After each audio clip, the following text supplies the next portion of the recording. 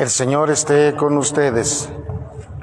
Proclamación del Santo Evangelio según San Lucas. En aquel tiempo Jesús se hizo acompañar de Pedro, Santiago y Juan y subió a un monte para hacer oración. Mientras oraba, su rostro cambió de aspecto y sus vestiduras se hicieron blancas y relampagueantes. De pronto aparecieron conversando con él dos personajes, rodeados de esplendor. Eran Moisés y Elías. Hablaban del éxodo que Jesús debía realizar en Jerusalén. Pedro y sus compañeros estaban rendidos de sueño, pero despertándose vieron la gloria de Jesús y de los que estaban con él.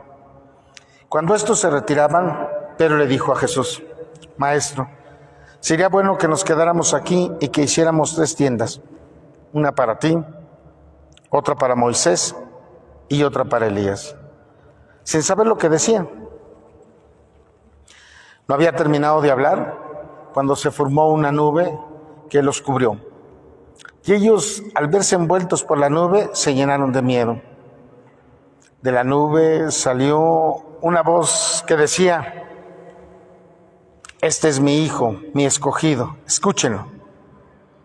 Cuando cesó la voz, se quedó Jesús solo. Los discípulos guardaron silencio y por entonces no dijeron a nadie nada de lo que habían visto.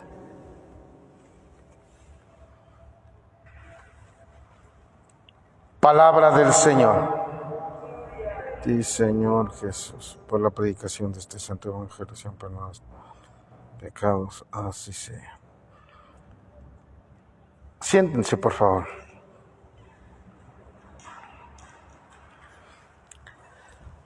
Pues bien, la semana próxima pasada, es decir, este domingo, nosotros explicábamos, bueno, la liturgia es tan maravillosa y tan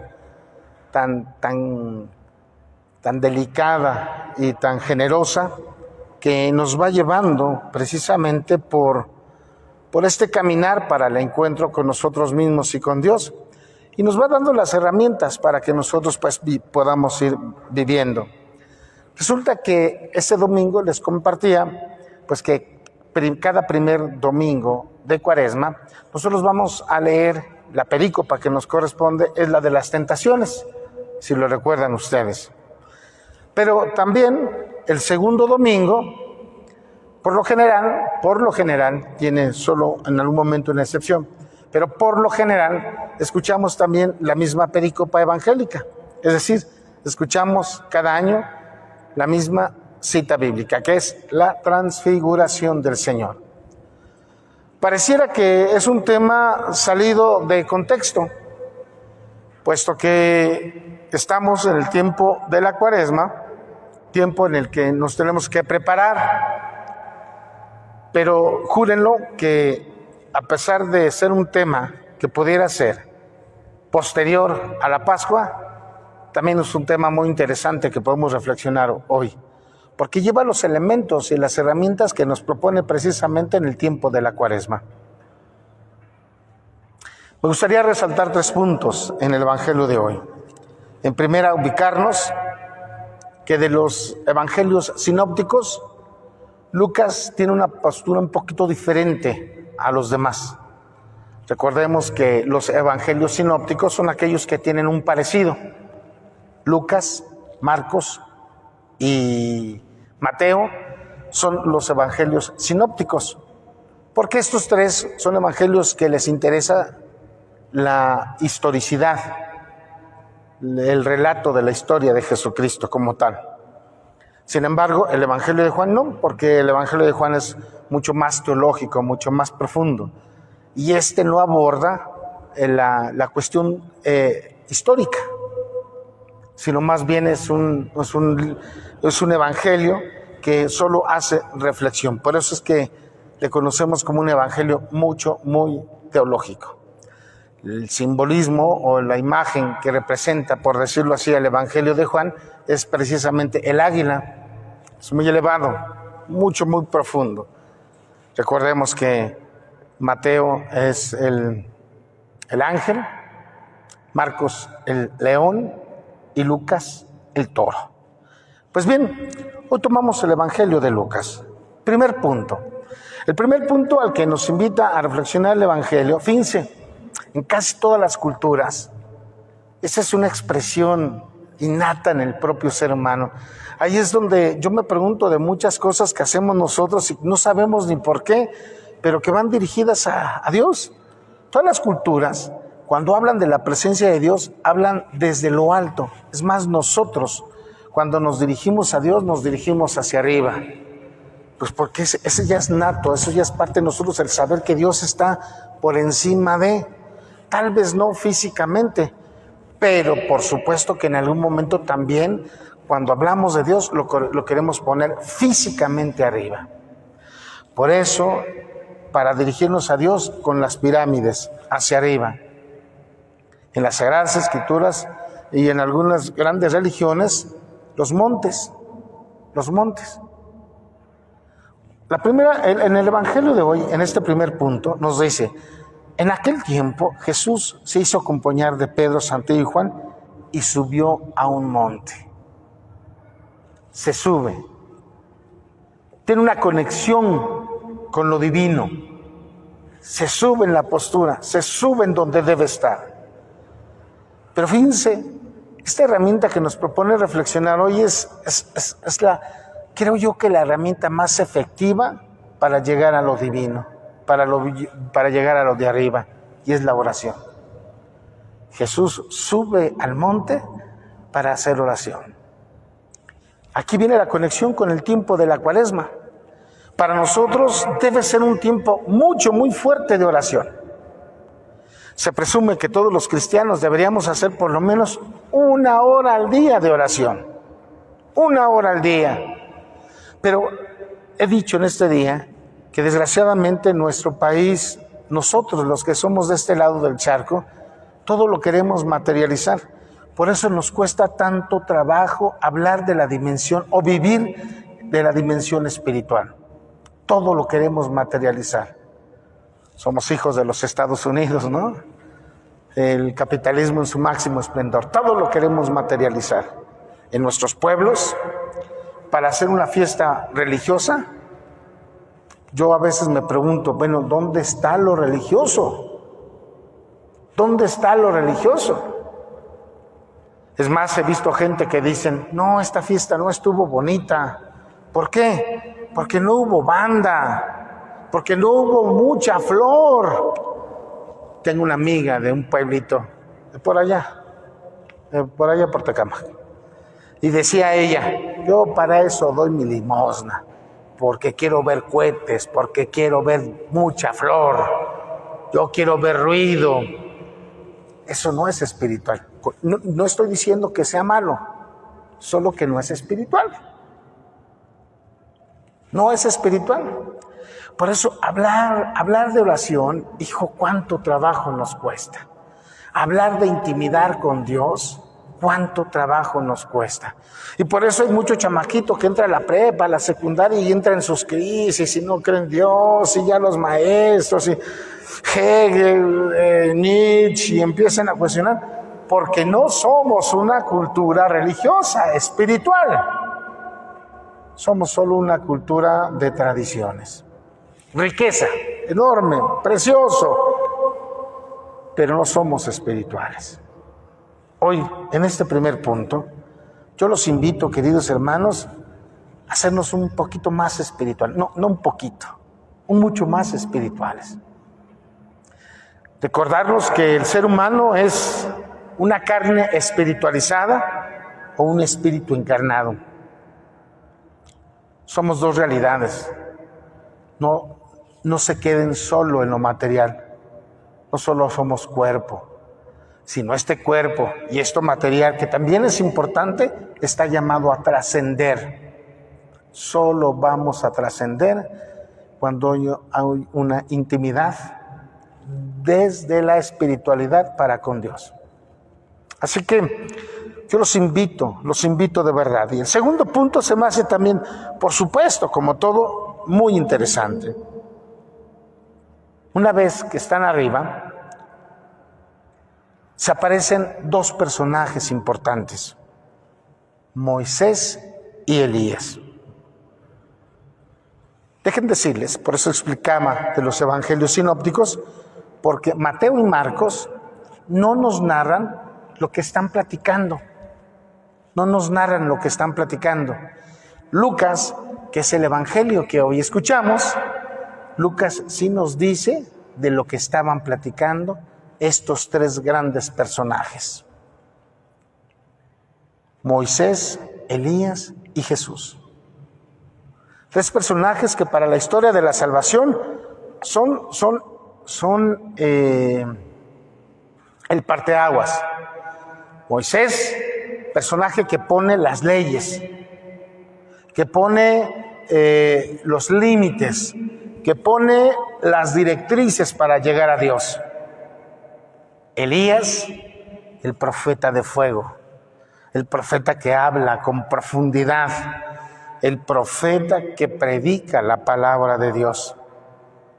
Y Jesús, que le da un sentido maravilloso a la relación de Dios para con el pueblo, purifica la idea de Dios y presenta una teología espectacular y maravillosa.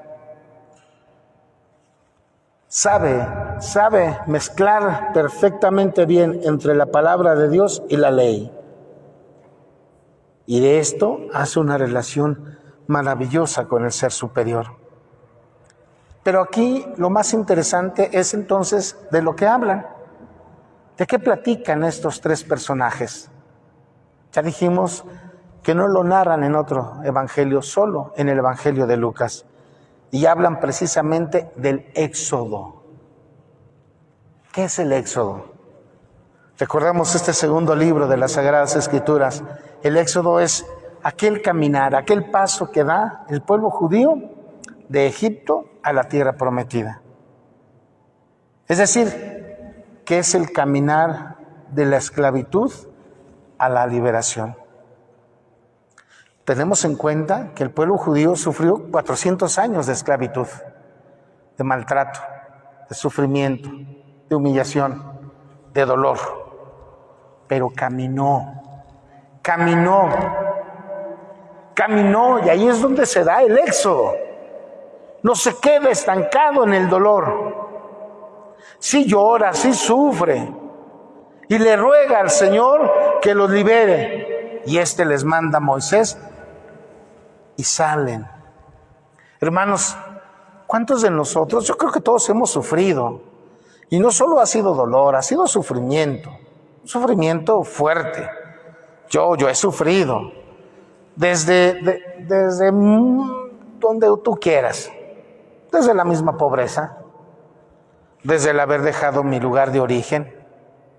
Desde, qué sé yo. Hay mucho sufrimiento. Y todos, seguro estoy que todos han sufrido. Pero el gran problema es cuando te quedas llorando. ¿Se han escuchado aquellas personas que dicen, yo me acuerdo cuando era niño y sufrí?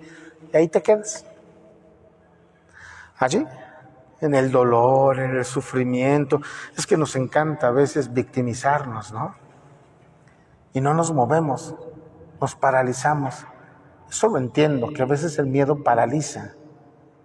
Pero pues te paraliza y no buscas la manera o no pides o buscas alguna herramienta para salir y caminar, pues nos quedamos. Me ha pasado, también me ha pasado. Por supuesto que me ha pasado el que yo me quede ahí llorando en mi dolor, en mi sufrimiento.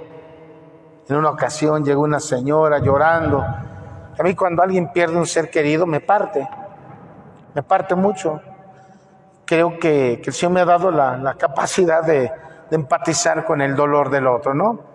Y pues me dice, padre, estaba llorando. Y le digo, ¿qué le pasó? Dice, padre, es que murió mi mamá. Ay, ya la abracé y lloró, me mojó toda la playera. Pero así, sí. Y luego, pues yo no soy chillón, ya se imaginarán. Pues órale, de aquí soy. Y empezamos a chillar los dos bien rico. Y vuelto y le digo, ¿cuándo murió su mamita? Dice, hace 40 años. Ay, no manches, señora. Dije, pues, yo estaba bien sabroso chillando. Ay, ¿cuántos murió hace 40 años? Ay, no, hasta que me quitó y ya no voy a empatizar con usted. ¿Qué pasó con esa señora? Pues se quedó allí en el sufrimiento, se quedó en el dolor. No se quedó en el dolor. El dolor lo convirtió en sufrimiento. Por eso, para que se dé el éxodo, camínale. Porque si el agua no se mueve, también se pudre. Si el agua no se mueve, también se pudre. Así que tenemos que movernos. Fíjense entonces, ¿de qué platicaba Jesús con estos dos grandes personajes? De su éxodo. Jesús vino, sufrió, pero resucitó. Jesús vino, pero se movió. Y le tenía miedo, sí. Y digo, Padre, si es posible, aparta de mí este cáliz, pero que no se haga mi voluntad, sino la tuya. O sea, muéveme, tú haz lo que me quieras. Y lo hizo, se liberó. Resucitó. El cielo, que estaba en la perfección, se imperfeccionó con el Dios hecho hombre. Pero también vino, nos enseñó para regresar al Padre. Se mueve. Es como el amor es movimiento. El amor es energía, el amor te lleva, el amor nos mueve. Eso es lo que tenemos que hacer. Y tercer punto. Pedro se emociona tanto. ¿Pero por qué se emociona el Pedrito?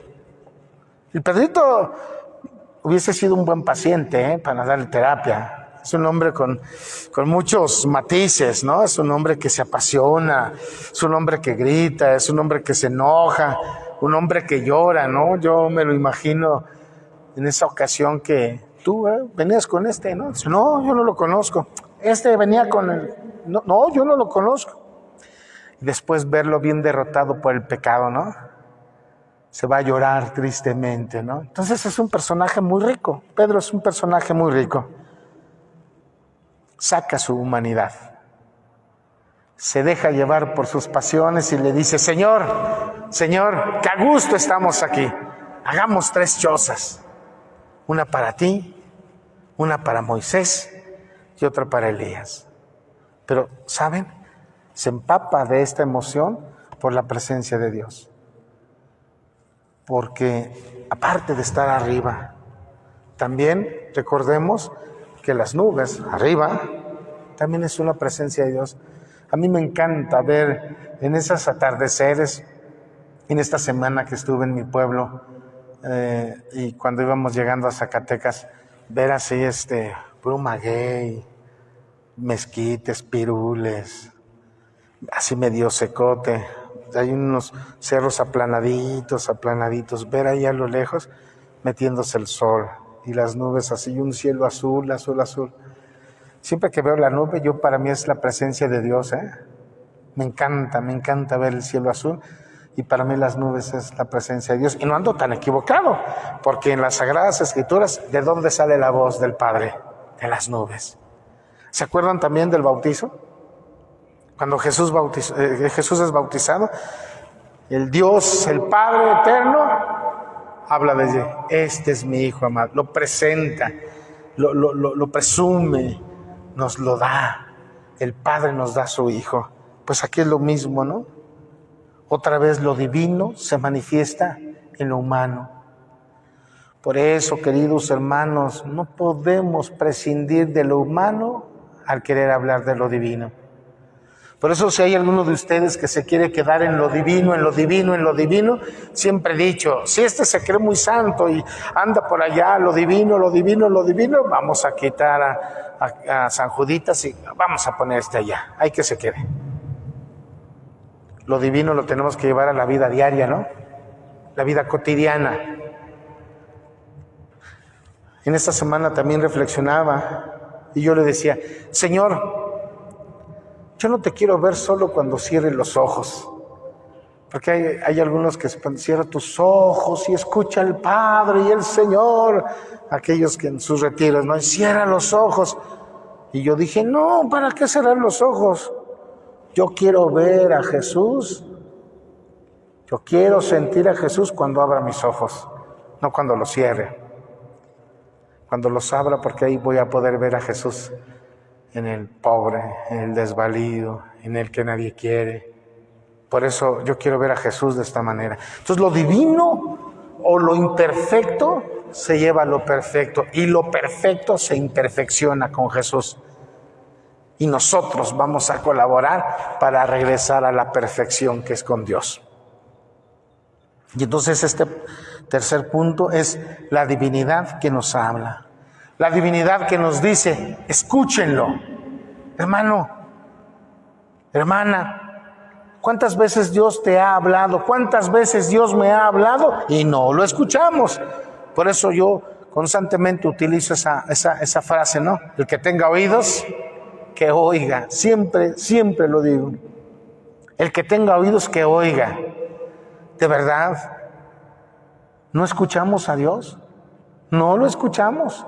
Y por más que se te dice, mira esto, oye, si ya una persona te lo dice, otra persona, es que quiero escuchar la palabra de Dios, es que quiero, te digo, nos quedamos en esa relación con Dios tan efímera y tan sublime que pierde los pies, ¿no? ¿Se acuerdan de ese ejemplito que lo ponen? No sé si es con Anthony de Melo, pero bueno, es con que nos dice que